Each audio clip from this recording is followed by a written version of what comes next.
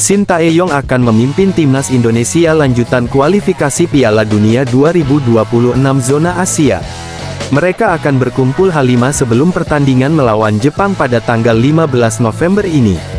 Skuad Garuda dalam misi membawa hasil positif dari laga kandang melawan Samurai Biru dan Arab Saudi. Demi membawa timnas terbang tinggi tentu butuh pemain-pemain berkualitas. BOLASPORT.com, Shin Tae-yong akan memimpin timnas Indonesia lanjutan kualifikasi Piala Dunia 2026 zona Asia. Mereka akan berkumpul H5 sebelum pertandingan melawan Jepang pada tanggal 15 November ini. Skuad Garuda dalam misi membawa hasil positif dari laga kandang melawan Samurai Biru dan Arab Saudi.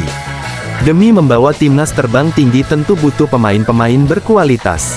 Tentunya, Shin sampai saat ini cukup paham bagaimana kemampuan pemain Indonesia. Apalagi, dia sudah bertugas selama 4 tahun di Indonesia. Shin Tae-yong memberikan masukan kepada pesepak bola Indonesia. Salah satu yang terus ditekankan adalah terkait teknik dasar yang dinilai masih kurang.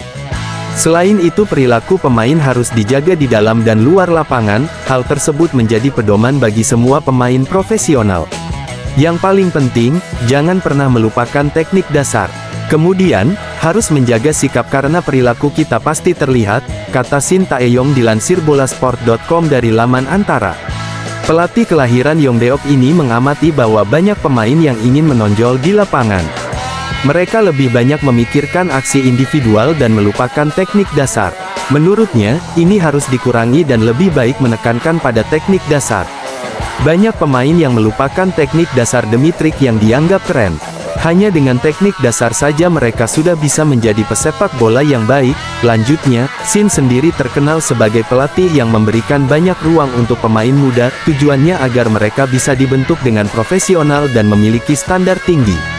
Akhirnya, saat kembali ke klub hal tersebut bisa dibagi kepada pemain lain. Selain itu, dia ingin pemain sepak bola Indonesia membantu lingkungannya dan peka dengan masalah sosial yang ada. Meski pemain bola itu atlet, tetapi perlu memiliki sikap yang baik. Seperti membantu persoalan sosial di Indonesia, tutupnya. Pelatih timnas Indonesia Shin Tae-yong bisa bernapa lega, dua penyerangnya sudah bisa mencetak gol debut di klub masing-masing. Timnas Indonesia akan melawan Jepang dan Arab Saudi di putaran ketiga kualifikasi Piala Dunia 2026 zona Asia di Stadion Utama Gelora Bung Karno, Senayan, Jakarta. Pertandingan melawan Jepang akan digelar pada tanggal 15 November tahun 2024. Setelah itu, Timnas Indonesia bersua Arab Saudi pada tanggal 19 November tahun 2024. Harapannya performa ini terus bisa dijaga saat melawan Jepang dan Arab Saudi. Rafael Struijk mencetak gol debut bersama Brisbane Roar saat melawan Sydney FC pada tanggal 1 November tahun 2024. Ex-pemain Ado Den Haag itu mencetak gol kedua setelah 8 menit masuk dari bangku cadangan, akan tetapi, Brisbane Roar kalah dengan skor 2-3.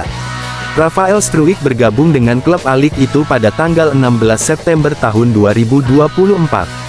Sejauh ini, Struijk baru mencetak 1 gol dari 2 laga yang sudah dijalani. Sementara itu, Ragnar Oratmangun juga sudah mencetak gol debutnya di FCV Dender saat melawan KV Mechelen di Liga Belgia pada tanggal 26 Oktober tahun 2024. Meski mencetak 1 gol, FCV Dender kalah dengan skor 2-5 dari klub Sandy Walsh itu. Ragnar Oratmangun sejauh ini sudah mencetak 1 gol untuk FCV Dender dari 3 laga yang sudah dijalani. Ia bergabung dengan FCV Dender pada tanggal 13 Agustus tahun 2024. Selain 2 penyerang abroad di atas, Shin Tae-yong juga memanggil 2 striker lokal, Hoki Caraka dan Ramadan Sananta. Ramadan Sananta sudah mencetak 1 gol bersama Persis Solo dari 9 laga di Liga 1 tahun 2024 sampai tahun 2024 sejauh ini berjalan, sementara Hoki Caraka sudah mencetak 3 gol dari 9 laga bersama PSS Sleman di Liga 1 musim ini. Berikut daftar 27 pemain timnas Indonesia vs Jepang dan Arab Saudi. Kiper, Nadeo Argawinata, Borneo FC.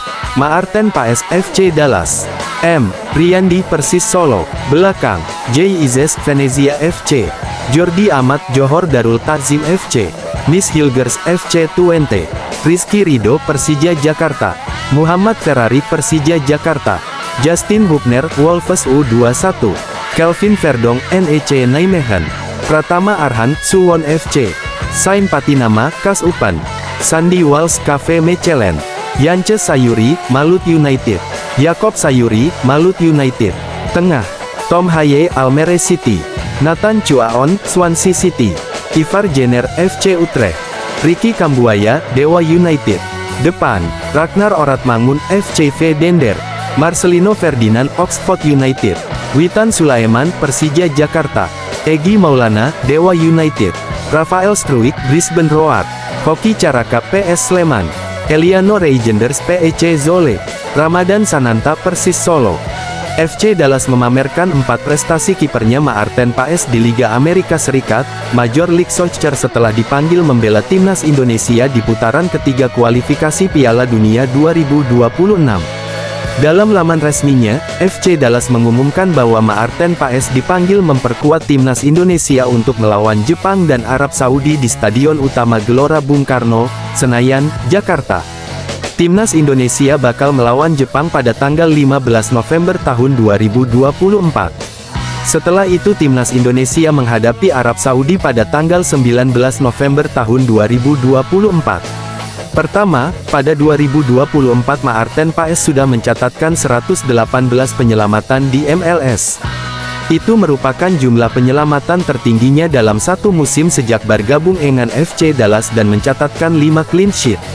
Paes mencatatkan 6 laga berturut-turut dengan 5 penyelamatan atau lebih dari tanggal 15 Mei hingga tanggal 18 Juni tahun 2024. Ia juga melakukan penyelamatan tertinggi dalam kariernya melawan LAFC pada tanggal 1 Juni tahun 2024. Prestasi kedua, Paes menjadi salah satu pemain yang masuk ke skuad MLS All-Star pada 2024. Paes bermain di babak kedua saat MLS All-Star melawan Liga MX All-Stars pada tanggal 24 Juli tahun 2024. Prestasi ketiga, ex-pemain FC Utrecht itu mendapatkan penghargaan Melzekser.om Team of the Matchday pada minggu ke-8, minggu ke-15, dan minggu ke-20 pada musim reguler MLS 2024. Ia telah mendapatkan penghargaan Team of the Matchday sebanyak 9 kali sejak bergabung dengan FC Dallas sejak 2022. Prestasi keempat, Paes meraih Save of the Year MLS musim 2024 untuk penyelamatan tendangan penalti ganda selama pertandingan melawan La Galaxy pada menit ke-31 pada tanggal 29 Mei tahun 2024. Saat itu, FC Dallas kalah 1-3 dari La Galaxy. Pelatih timnas Indonesia Sintayong telah memutuskan bahwa ia akan memboyong pemain timnas U22 Indonesia untuk menghadapi ASEAN Cup 2024. Ternyata keputusan Sintayong ini langsung mendapat sorotan dari media tetangga. Tak hanya media Vietnam yang menyoroti keputusan Sintayong ini, namun, media Malaysia pun ikut menyoroti keputusan pelatih asal Korea Selatan tersebut. Sintayong memang mengaku akan menurunkan pemain U22 untuk menghadapi ASEAN Cup 2024 mendatang. Hal ini karena tim Merah Putih saat ini juga tengah fokus menghadapi kualifikasi Piala Dunia 2026 zona Asia. Selain itu, pertandingan ASEAN Cup 2024 juga bukan bagian dari agenda FIFA, sehingga Sintayong mempercayai tak akan bisa memanggil pemain-pemain senior dan abroad. Untuk itu, pelatih berusia 54 tahun tersebut akhirnya memutuskan memainkan timnas U22 Indonesia nantinya. Dalam turnamen ASEAN Cup 2024, Malaysia memang tak masuk dalam satu grup dengan timnas Indonesia. Namun, mereka ikut memantau persiapan skuad Garuda untuk menghadapi laga yang bakal berlangsung pada tanggal 8 Desember tahun 2024 hingga tanggal 5 Januari tahun 2025. Dalam ajang 2 tahunan ini, skuad Garuda sebenarnya bergabung dalam grup B ASEAN Cup 2024 bersama timnas Indonesia, Filipina, dan Laos. Tim asuhan Sintayong ini memang tak berada satu grup, tetapi timnas Indonesia masih menjadi bahasan yang menarik buat mereka. Untuk itu, setelah mantan pelatih timnas Korea Selatan menyatakan memakai pemain U22 langsung jadi sorotan. Menurut Stadium Astro, timnas Indonesia akan mengandalkan bakat-bakat muda pada ajang antar negara Asia Tenggara tersebut. Hal ini terlihat jelas dalam judul artikel soal Timnas Indonesia. Mitsubishi Electric ASEAN Cup 2024, Indonesia mengirimkan skuad U22 yang menampilkan talenta muda lokal, artikel Stadium Astro. Mereka mengatakan Shin Tae-yong paham bahwa agenda ASEAN Cup bukan bagian dari agenda FIFA, oleh karena itu, ia bakal kesulitan memanggil pemain senior. Apalagi pemain-pemain yang tengah berkarir di Eropa, tentu tak akan menjadi hal yang mudah. Menyadari ASEAN Cup 2024 bukanlah turnamen yang diatur oleh FIFA, maka akan menjadi tantangan tersendiri untuk menghadirkan pemain-pemain asal Eropa untuk bermain bersama skuad nasional, tulis media Malaysia Stadium Astro sebagaimana dikutip bolasport.com, Minggu tanggal 3 November tahun 2024. Situasi ini yang menurut media Malaysia, Shin Tae-yong berusaha memaksimalkan pemain lokal, pemain-pemain muda Liga 1 diyakini bakal memperkuat tim Merah Putih di laga ASEAN Cup 2024 mendatang. Bahkan media Malaysia ini percaya Shin Tae-yong bakal mencetak pemain baru di skuad Timnas U22 Indonesia nantinya.